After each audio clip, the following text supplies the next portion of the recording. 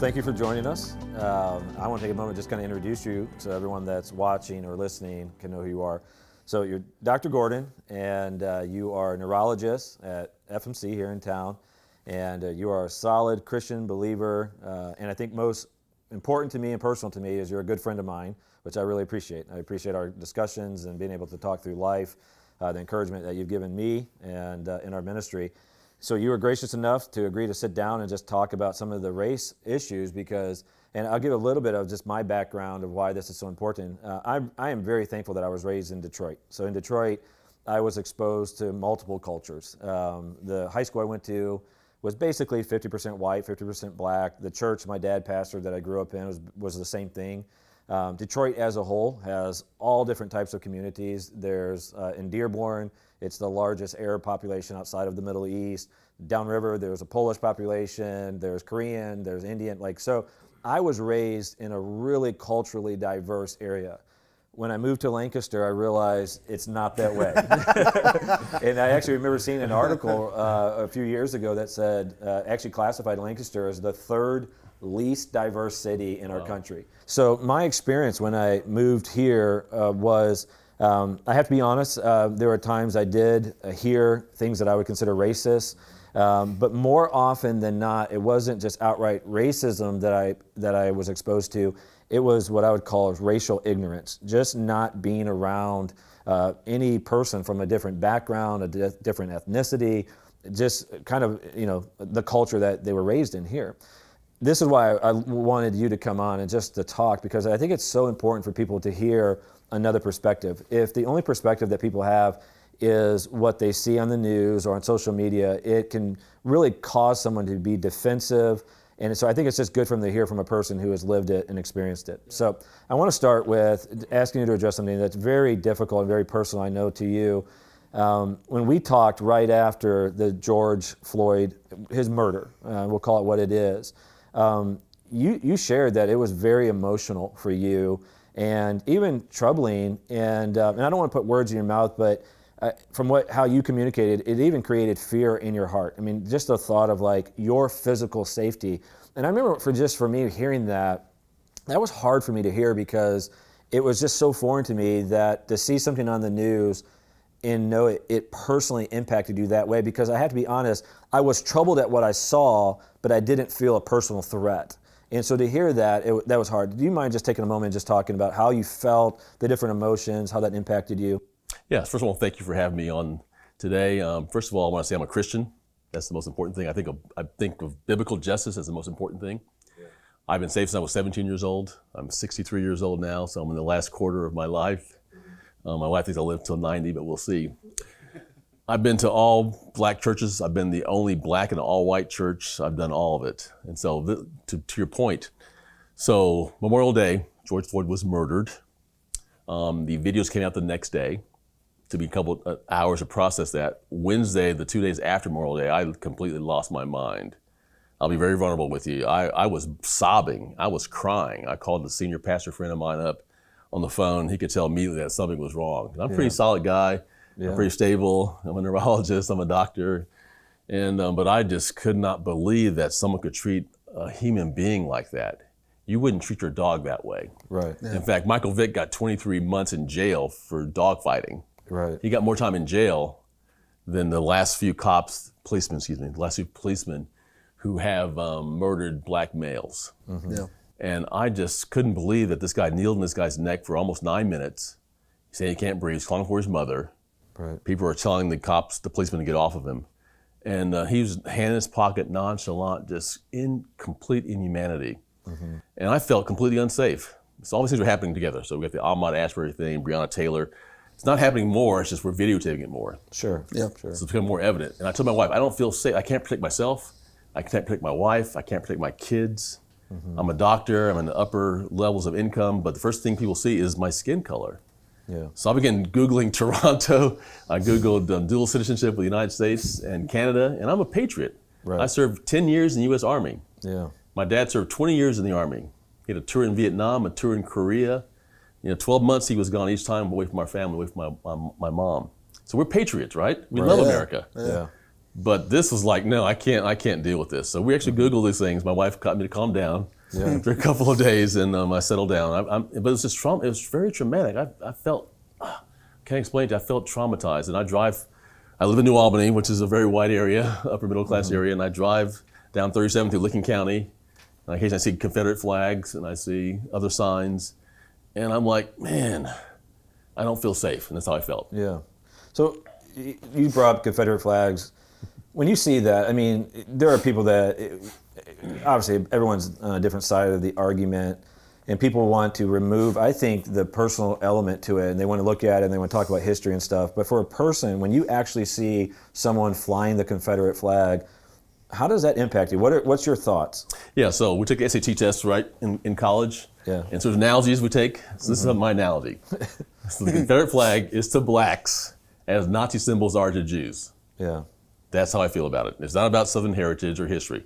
This flag represents slavery and injustice of blacks over decades and centuries in our country.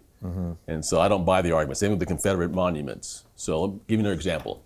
Let's say I lived back in the 1860s, and a white master rapes my wife and then sells my wife and my kids to some other owner. And then we put a monument up of him in the center of town. Okay? That's what it feels like to me. Right. And so put the monuments in museums, don't get rid of our history, but don't display them, because they're symbols to us as a black people of oppression, of racial injustice throughout the decades. And so I feel the flag. So you can't wave a Nazi flag in Germany. Right. No Nazi symbols are out. They're in museums, but they're not out in public. They shouldn't be out in public in the United States. Yeah, and that, I think so many people are trying to debate that, removing the relational side to it, that there are people that it actually impacts. I mean, like you're saying, like you see it and you feel it. It's not a historical thing. It's a very personal thing. So I mean, it's rooted in history, but there's a personal element to it. Yeah. Another thing you said to me recently, and again, I feel like I have a really open mind. I feel like I have a lot of history, but just being a white man, there's just so many things that are foreign to me, even as you say them. And one of the things that you said recently was that every single day of your life you consider race. Like you're thinking about race. Like the meetings you're going to go into, you're processing it, knowing you're a black man going into this meeting. Who else is going to be there? Like race is a part of your life. You're constantly thinking about it.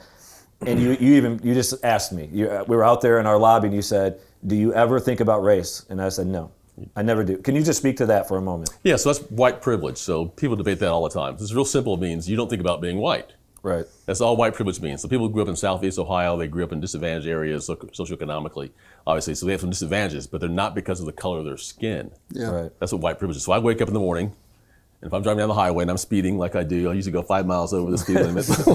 And if there's a policeman behind me, I slow down and check my speedometer. You guys do that as well. Right. But I also, my pulse goes up and my anxiety goes up because I don't know if this guy is a racist with a gun and a badge, having a bad day, and this could end terribly. I walk in my neighborhood. I'm out of the jogging phase. You guys do CrossFit. I walk in the neighborhood, but I'm in a real nice neighborhood, but still, I don't feel comfortable all the time. My wife says, okay, make sure you take your phone with you, take your driver's license with you. We have these conversations, which is crazy. Right. I have the talk with my sons, right? You guys don't have a talk with your sons. Right. We have the talk. Every black parent has to talk. What's the talk? When the policeman stops you, be overly courteous, overly sensitive, no talking back. Yes, ma'am, no, ma'am, yes, sir, no, sir, hands on the wheel, no sudden movements. Right. And that's part of being black. So there's always little microaggressions. Like my wife, she goes to, my wife is the greatest wife ever. We've been married 42 years, putting with me 42 years this September, and super sweet. And when she goes to high-end stores, for example, Neiman Marcus or whatever the high-end stores here in town, she has to dress up Right. to go to those stores, because if she doesn't, then she won't get the attention she deserves. They won't even serve her. Yeah. If I want to go buy a nice car, I like nice cars. I've had BMWs, Lexus, Mercedes. I've done all of those things. And if I go into that kind of dealership, though, I got to wear a sports coat and slacks. If I go in there with tennis shoes on and jeans and a backwards cap on, I will get no attention. So those are little things that you don't think about as a white person. Right. And that's, to me, what white privilege is. You don't have to think about race. Yeah, I think there's so much complexity with that. Those two words in that order freak people out because, in my opinion, a misunderstanding. Sure. So, you hear people who grew up, you're talking about people who grew up in impoverished areas. They look at it and say, man, you're going to say I have white privilege. No one handed me anything. Sure. And I think that's likely 100% true most of the time. I totally agree. I don't think it's a matter of like, hey, you're white, so now I'm going to give you an extra $100 a month. I don't think it's as blatant as that. Right. But what you just said hits so deep for me because I grew up in a very similar, I went to an inner city high school. And the people I went to high school with, my friends, although we grew up with roughly the same amount of money, the same exact teachers, very similar life experiences, very similar community, our lives look dramatically different because of things like that. Sure. I'll be completely transparent, not proud of it. I was like a punk high school kid. I've mouthed off to police officers before. Sure. Didn't think twice about it. I would never do that. Never, yeah, but I've never, if we're talking about privilege, even looking at like men and women, I've never walked to my car at night and felt like I might be assaulted, right? Or my wife has felt that. Sure. I didn't earn that. It's just a privilege because I'm a white male in America, and I think that's where that breakdown is for so many people is like they feel like you're taking something away or saying they haven't accomplished anything or less, and that couldn't be farther from the case. Like all your accomplishments are still incredible accomplishments. That's not it. The reality is, though, exactly what you just said. I've never had to think about my skin as something to keep me back. I've never walked into a retail situation and thought about what I was wearing because I know I'm going to get attention no matter what. I've never even processed that. My dad never sat me down and had a conversation about how to talk to the police or how to, my friend Andre told me recently, and it shattered my heart. He said something very similar. When I go on a jog, he's like, I take my phone. He said, not even to call the police because I don't know even what that would bring. He's like, so I'd bring out my phone because I want to go on Facebook Live if something were to happen that way. That information's immediately on the internet. And this is a very similar story. He's also a veteran, pro-police, loves the police. It has nothing to do with it. Those are just steps and things that he has to process through that I've never had to in my entire life. Is it? Yeah. Yeah, when you talked about the situation, if you go on a car lot and you're not dressed the same way, it made me kind of laugh in the sense that I know when I bought my most recent vehicle, I was wearing these jeans. That's actually why I wore them for this interview. I was wearing jeans that had holes in them. I had a sweatshirt, like a hoodie on, because I bought it in January. And I never even thought about it. And I had great service and got the vehicle that I wanted. Right. And that's just the part of it. I think to help other people understand is it's a constant tension in your life, even though like you have high degrees, you're hugely successful in your life. Don't have a criminal record as far as I know. Nope. and yet you still have to deal with that. And you said even your son, he's hugely successful too. Your one son is a medical doctor going to business school. I mean, Let me explain about my youngest son. Yeah. Yeah. So he's 27 years old and he's just amazing. First of all, he loves God with all his heart. Right. That's the first thing. And he's smart as a whip. So he took the SAT, got an 800 on his math, 700 verbal. Wow. Got into Harvard, MIT, Stanford, Columbia. I think Rice and Vanderbilt was backup schools, right? Me too. But people see the skin of his color first. So now he's in Northwestern University in Chicago, getting an MD and an MBA. And he's just an amazing. He graduated from Harvard, right? From Harvard, right. Yeah. Harvard grad. He decided to go to Harvard instead of Stanford, which is my first choice, but nicer weather out there. And so he's going to be an amazing young man. And he's gone on no protest at all. It's amazing. So my wife and I went on the Albany protests, peaceful protests. Sure, yeah. He doesn't done any of that. He's talking some of his black friends off the ledge because they're on the ledge. Sure, yeah. And he's just a very solid young man. But again, I'll give you one incident that happened to him. It was New York City. It was Halloween several years ago. He's in college. And he and three of his other black Harvard friends were watching this parade. And there's a barricade put up by the police so you couldn't walk across or whatever. And they wanted to get across the other side of the street, but they weren't going to do that. Then they saw some white kids walk across through that barricade. So they said, okay, this must be cool. Sure. Wrong. He walks through there. This big, burly white policeman shoves him in the chest. Didn't ask him a question, didn't tell him you shouldn't go through here, just shoves him. And fortunately, my son is very level-headed. Didn't talk back, didn't say anything. His friends the same way. Otherwise, it could have ended very badly. It could have been a statistic. And that's just one of the events that happens. And it's like, my goodness, son. He was just very fortunate. So yeah, and you said even when he scored so highly on the test, got into Harvard, there were a lot of people that said it was because of his skin. Right. Like affirmative action, yeah. Affirmative action, right. SAT, okay. Excuse me? And plus the character. So, I mean, he does Habitat for Humanity. He went to Katrina, And he didn't just do things to check boxes off, because actually you can tell in the interview, he really wants to do that. That's his heart. Yeah. And so he's just a well-rounded individual, and he's going to do very, very well. But again, we worry about him. Wow. And we shouldn't be worrying about him. Shouldn't be worried about him coming home or whatever. Yeah. And we have a Find Friends thing on the iPhone. Yeah. At 27, he allows us to see where he's at. So he can see where he's at. He sees where we're at and stuff. So he can be, he's safe. He got home okay, and he's grown. He shouldn't be thinking about that. But that's the culture we live in right now. Yeah. If you don't mind me asking, you said you went to a protest in New Albany. So, what when you attend something like that, what is your best hope? Like, hey, I'm going to go protest. I'm going to go march. I want to represent this cause. Right. What is it that you see yourself as standing for in that moment? Yeah. So let me back up a minute. So protests. Talk about protests. So I'm not for violence. I'm not for rioting. Sure. Yeah. Okay. That's obvious. Our country was founded on protests. The Boston Tea Party was a non-peaceful protest. Actually, they threw property into the bay. So it was not a peaceful protest. Every change we've made in society has been because of protesting. Civil Rights March was protests. Stop riding the bus, Birmingham, for over a year. They walked. And so what we saw in New Albany, that New Albany is having a protest, my wife like, okay, interesting. So the New Albany high school students organized it, and the police were with us. We showed up there, 1,000 people were there. Wow.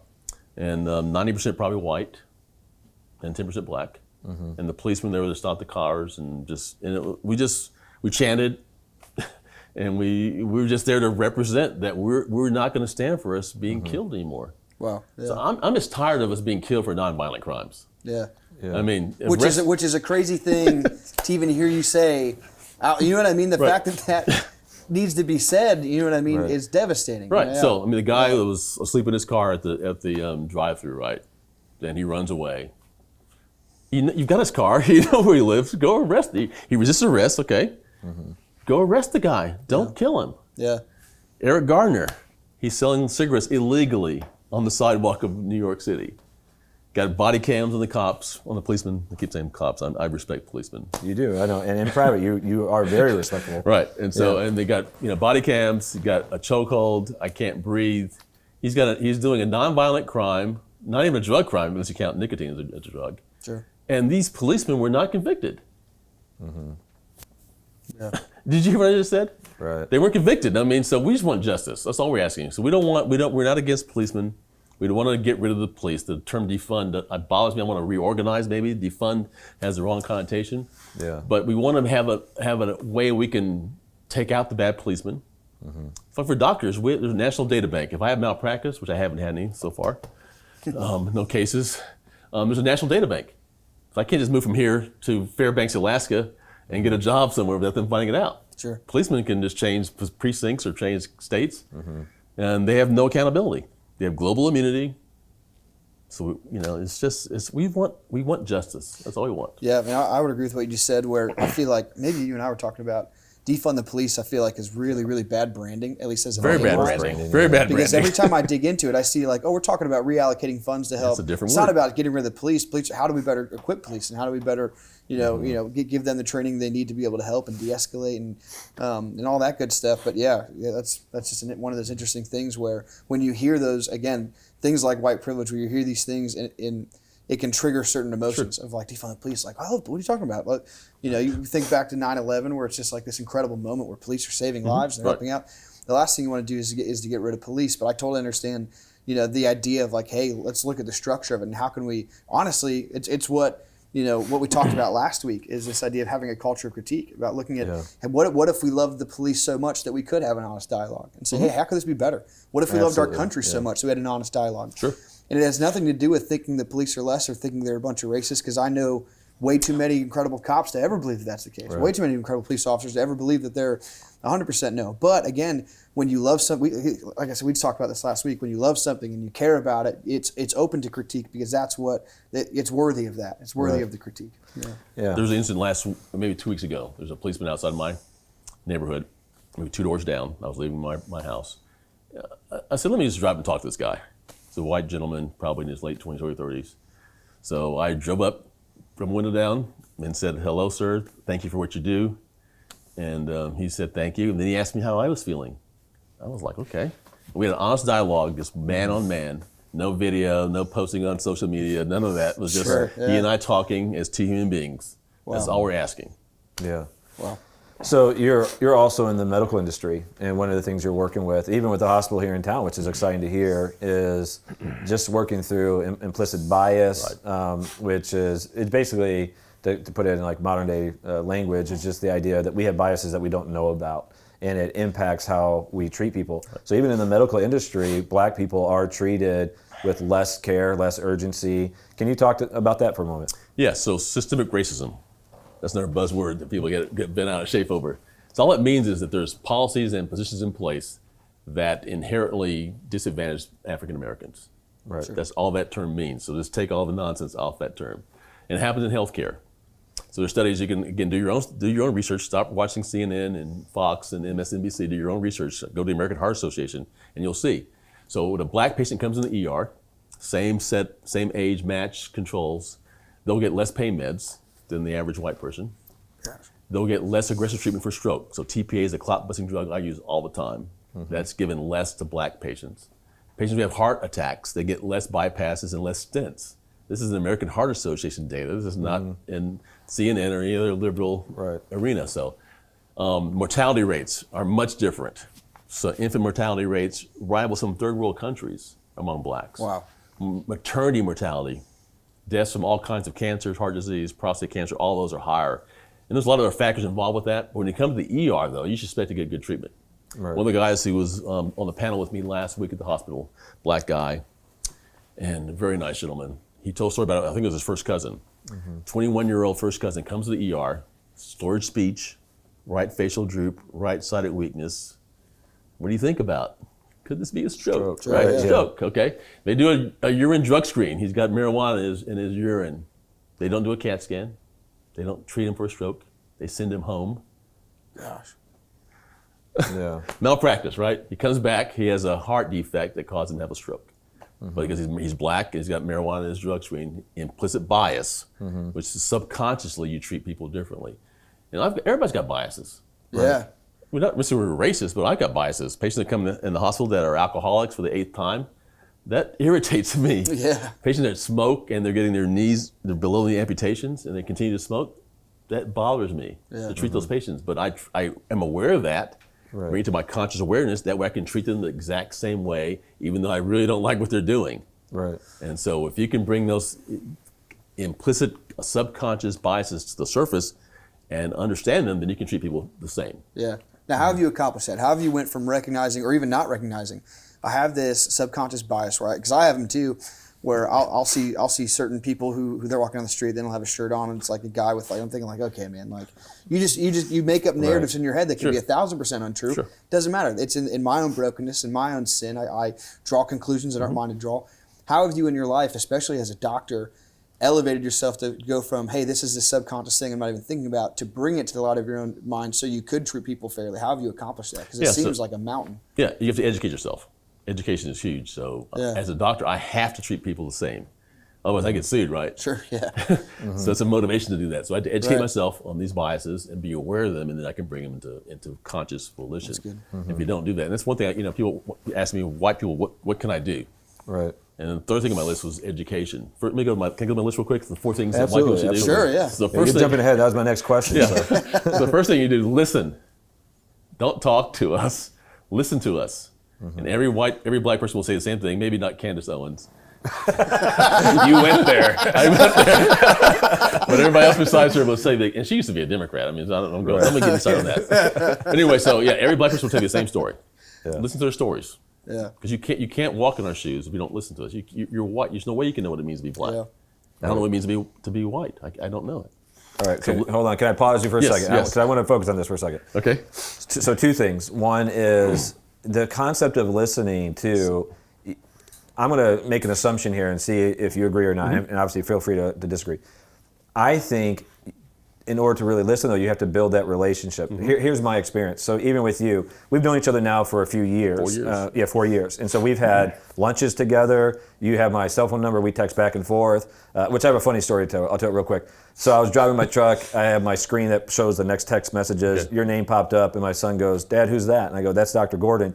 He goes, "His name's Wayne Gordon." Both of those names are in Batman. That's a cool name. So Bruce Wayne and Gordon. So my kids think you're really cool for that. Okay, right? cool. So anyway, but we have a relationship, Right. and our relationship didn't begin by talking about race issues because I don't know. You didn't know me. You didn't know my perspective. You didn't know my background. But we had, like I said, lunches together, dinners Right. together. Our wives have met. Right. You know, we built a friendship and a trust to then allow us to have these discussions. So everything we're talking about now, we've talked about almost weekly when you come into and Right. to see me, and we sit down and talk and stuff. So listening is more than just in like passing of a black person saying, Wow. "How do you think about that?" Because you don't have the context. safety, right? Right. So then the second part about that, you jokingly but seriously talked about Candace Owens. A lot of white people will find that black perspective, as your pastor worded it, the token black person, Right. and they'll share it as if this makes them seem educated because they found a black person. But just speak to that for a moment of like when you see that, how it just kind of shuts down. You don't see that and you're like, "Oh, I'm honored that you shared a black perspective," right? Like you look at that and go, "You're not really listening," because for every one Candace Owens, there's 10 million. 10 million, right? I mean, that'd be a low number. 10 million Right. black people that view differently. Yeah, right. It's got to be context. It's got to be relational. Yeah. So I've got a black friend. Okay, wow, that's good for you. Yeah, but do you play ball with them? Do you go to dinner with them? Do you go to movies with them? Do you do church with them? Do you do life with them? Right. Wow. And once you do that, I think that'll solve a lot of our problems. If we can have schools integrated Wow. where children at a young age can grow up together, because kids aren't racist Yeah. Right. until their parents or society push them in that direction. And so it's got to be relational. And until that happens, you can't listen. And listen, not to give advice, not to correct, not to change, not to challenge, not to say, well, Wow. Yeah. Candace Owens said this. Right. You know, listen to our stories. And the stories are all the same in this country. That one line is, I think, is it. The stories are the same. And that's what so many people try to say, well, this isn't happening. And I'm like, and I get frustrated because I do have a lot of black friends just from my growing up in Detroit. And I'm going, guys, almost all of my friends are saying the exact same thing. They're all in private messaging me, texting me saying, "Thank you for doing this because this is our experience." Exactly. Yeah. So after listening, then care. I think that's one of the videos, the vegetative video. Yeah. The video says care. Yeah. Do you care about other human beings? Wow. Do you see us as human beings? Now, this may shock you or just remind you of your history, American history. So the Constitution had blacks as 3/5 of a person. So are we human beings? And if we are, which we are, made in God's image, Right. then then you need to care about what happens to us. Wow. So if we're then if one part of the body is hurting, then We all hurt. We're all hurt. Yeah. And so my wife, during this time, we found out who our real friends were during this last month. Because our real white friends, they call us, that's how we're doing. Sure. Because they had to know we were hurting, right? Yeah. Right. And so we had some friends that just called us up and said, "How you doing?" We had some friends we didn't hear from. We had to call them. Right. Call them a month later, said, "What's going on?" And they're just like, it's no big deal to them. Right. Right. And so care about us. And the third thing is educate yourself. There's plenty of documentaries. We talked about this 13th. Yeah. When You See Us. On That's Netflix, 13th. Yeah. docudrama on Netflix. And you'll be surprised. You'll see what's really going on in our system. Because racism happens in the education system, happens in the prison system, healthcare, economy, wealth transfer, all those things. Blacks have 1/10 the wealth of white people. Right. You say, well, whites work harder, and you can go through all these things, but it's just and redlining and housing. I mean, all those Right. things lead to it. But if you want to research that, you'll find out. Yeah, and there really is a mountain of evidence for it. There's a mountain of evidence. Yeah, Yeah. it's and that's what can be so frustrating when you have a dialogue with someone who they really don't want to embrace this as a reality. And I think that's just so challenging to look at something so awful because again, I've never experienced it. I've never experienced any kind of prejudice in my life. Not in a meaningful way, not in a way that's impacted me. Maybe there's someone who have silently, but like never in a way that's really impacted me. So to sit down and to recognize like, wow, that sounds cruel and awful, I think it means that we have to act on it, and that can be really challenging. I actually saw a really interesting statement about the coronavirus, and there's a lot of opinions on that, and I don't want to go into all that, but someone said like, well, why are people so easy to buy into really really elaborate conspiracy theories about coronavirus rather than saying maybe it's just a really intense virus. And someone's thought blew my mind. I think it applies to racism, specifically systemic racism as well. He said it's easier to believe a really elaborate kind of intense narrative than to realize like, wow, this is a challenging topic where my long-term participation is required. And that like messed me up. It's way easier to say this is a conspiracy or this is that rather than saying I actually might have to do the work and really be self-sacrificing and really help to be able to love people better. And I think racism the same way. It's easier for me to say, oh, well, it's not real, and to go and Candace Owens says, and to go through every loophole you can rather than just looking at your black friends and saying like, yeah, I believe you. I believe you're. How can I help? Like, how can I be a partner?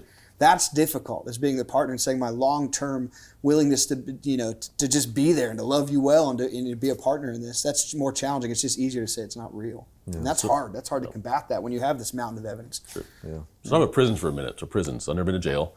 Never been arrested. I think I've had a couple speeding tickets. That's about it. So this movie, docudrama, When They See Us. I don't know if you know the story or not.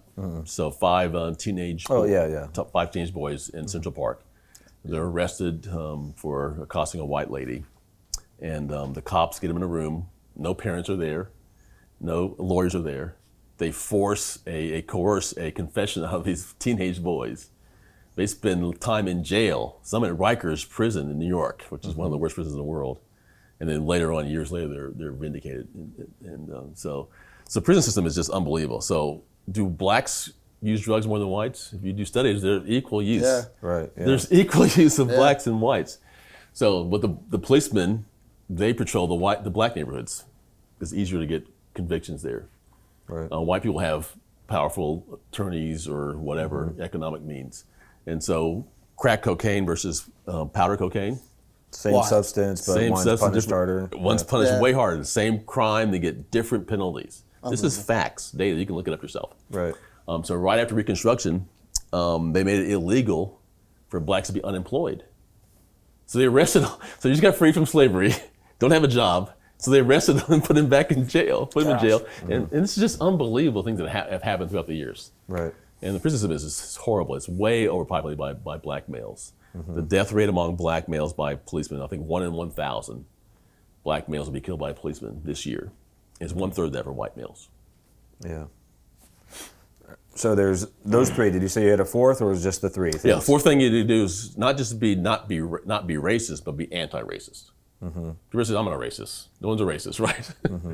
Okay, well, we have biases. Sure. But be anti-racist. What does that mean? Yeah. That means in your family and your friends and your circle, when they start telling these off-color jokes and stuff, you don't say anything. You're part of the problem, actually. You need to speak. If you're going to lose some friends, when you post Black Lives Matter on your hashtag, I'm sure you lost some friends. I'll talk about Black Lives Matter in a minute later on as well. Yeah, we'll talk about that in a minute. Yeah, but you've got to be anti-racist. You've got to push back. You've got to help vote the right people in office. You've got to make sure laws are passed. I mean, they took the Confederate flag down in Mississippi. Yeah. So I'm optimistic. Things are starting to change, right? Yeah, that was incredibly encouraging. Things are starting to move in the right direction. Yeah. So I'm not losing hope at this point. I'm not moving to Toronto just yet. That's good to hear. Yeah, that's good to hear. All right, so you gave the four things. Let's just recap them real quick. So one is listen, care, educate yourself, and be anti-racist. Anti-racism. All right. I noticed you didn't say apologize for slavery. Yeah. White guilt. No white guilt. Right. I mean, just talk about that for a moment, because when we talked about it last week or whatever, you're like, black people, the average black person does not want that. They're not looking for you to apologize, to bow down. I mean, some of the crazy things we're seeing in our culture, they're just looking for those things, to listen, to care, to be anti-racism. You want to speak to that just for a moment? Yeah, so you should be guilty only if you're racist. Okay. If you're actively being a racist, then you should feel guilty. Yeah. Otherwise, there's no white guilt. I don't have a problem. I have no issue with that's ridiculous, guys. Yeah. Enough said about that. Yeah. No guilt. All right, so Black Lives Matter. I did make a post, and angered people, lost some people. Right. But the tension of that for some is, for some it's the organization that, but we're separating a truth from an organization. They don't have ownership of that. But then also there's the comment people come back with all lives matter, which those are not even contradictory statements. You know, they're saying something but actually agreeing. Everyone agrees all lives matter, Right. but Black Lives Matter is just highlighting the fact that for many years it didn't feel that way because it wasn't that way. Right. It was not valued the same, and so we're just declaring Black Lives Matter. Yeah, go ahead. Same point. So I don't like the organization Black Lives Matter. Okay, it's not a Christian organization. Right. I don't support most of the things they believe in. Right. I do support the principle of Black Lives Matter. Yeah. So if I went to a breast cancer convention and carried a sign saying, "How about my prostate cancer?" Right. All cancers matter. That's silly, right? Yeah, it's We're silly. focusing on black people being killed right now. So of course, all lives matter. Right. Of course, that. Yeah, we all agree It that. should be Black Lives Matter 2, maybe, or something. I don't know. But right now, we're focusing on Black Lives Matter. 'Cause right now, Black lives don't matter. If this guy Right. can kneel on someone's neck without regard, he doesn't think Black Lives Matter. Yeah. Wow. And so we're focusing on that. And so at the end of my roundtable discussion Friday, I asked this one question. This is at the hospital, right? At the hospital, I said, if I had a magic wand and you could switch races with me right now, how many of you would do that? I got no takers.